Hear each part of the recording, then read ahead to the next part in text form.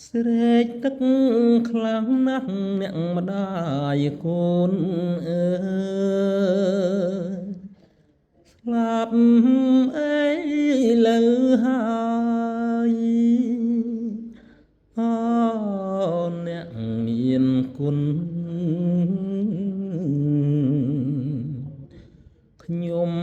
ខុសអីបានជាធ្វើទីរុនអូ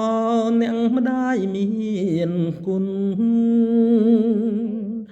សូមជួយខ្ញុំផង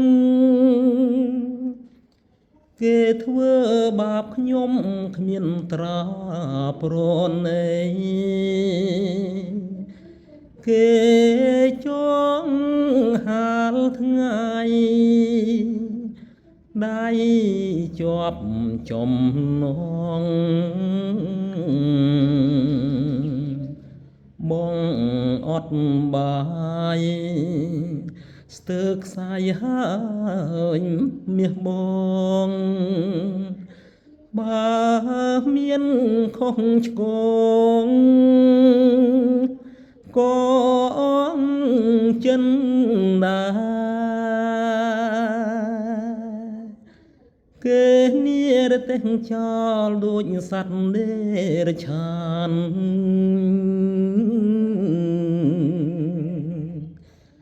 ទឹកភ្នែកជោកប្រានខានបានយល់ស្នេហ៍ភូមិកំណើតក៏ខានឃើញដែរពេលនេះយល់តានារៀងខ្លោចផ្សា